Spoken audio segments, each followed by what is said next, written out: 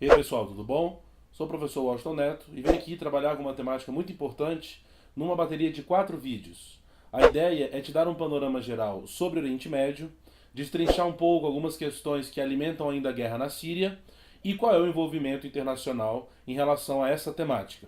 Se inscrevendo no nosso canal, toda terça e quinta-feira você tem acesso a atualidades que estão mais fortes no contexto de mídia e que tem grande possibilidade de cair na sua prova.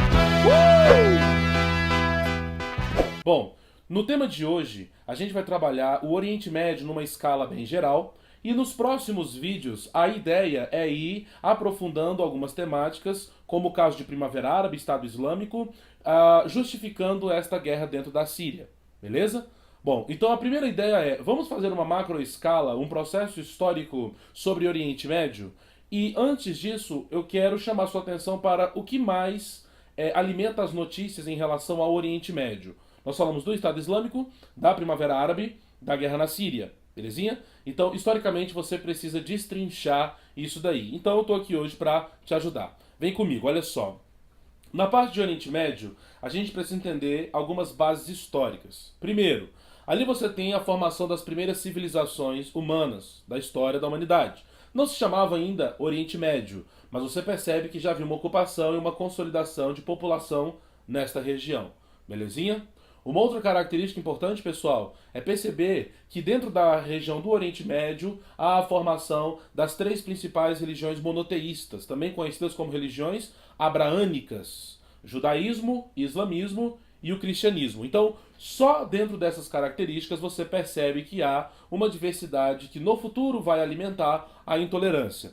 Obviamente, quando você fala sobre esses povos, também tem que se pensar na diversidade cultural no sentido de idiomas, linguagens, belezinha?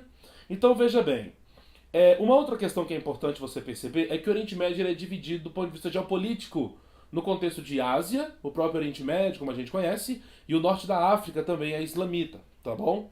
Então, ao analisar isso, a gente percebe e precisa entender alguns nomes, como por exemplo, no norte da África, essa região islamizada ela é chamada de Maghreb. No litoral do Mediterrâneo, onde há o Oriente Médio, esta região é chamada região do Levante, beleza?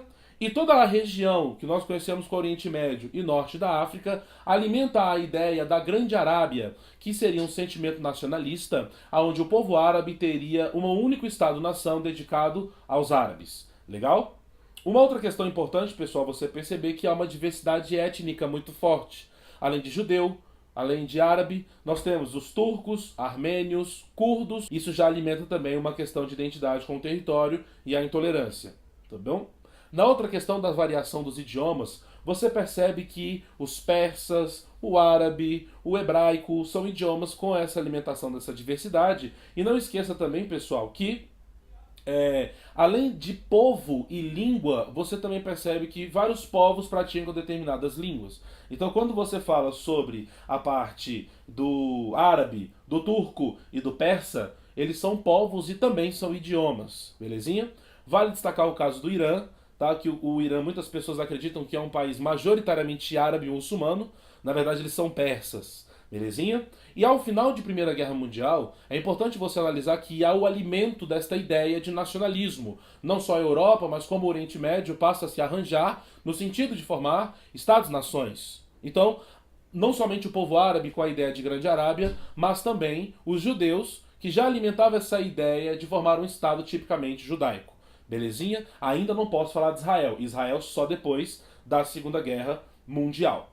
Beleza, pessoal? Bom, nesse contexto, a gente precisa entender, nesse primeiro momento, as características de povos, de etnias, línguas, isso alimentando a radicalidade e provocando o processo de fragmentação territorial. Logicamente, isso vai ser feito baseado em guerras e por governos extremamente ditatoriais que também representam famílias muito tradicionais no islamismo. Seguindo o nosso canal, você vai ter noção dessa bateria dos vídeos que nós vamos fazer especificamente sobre Oriente Médio. Beleza, pessoal? Então, nas próximas publicações, a minha ideia é aprofundar mais a questão do islamismo, a questão da Síria, do movimento de Primavera Árabe e Estado Islâmico e qual vai ser a consequência disso nas questões mundiais contemporâneas do ano de 2018. Beleza? O professor Washington Neto agradece, se inscreva no nosso canal, deixe um like pra gente e até a próxima. Muito obrigado, até mais.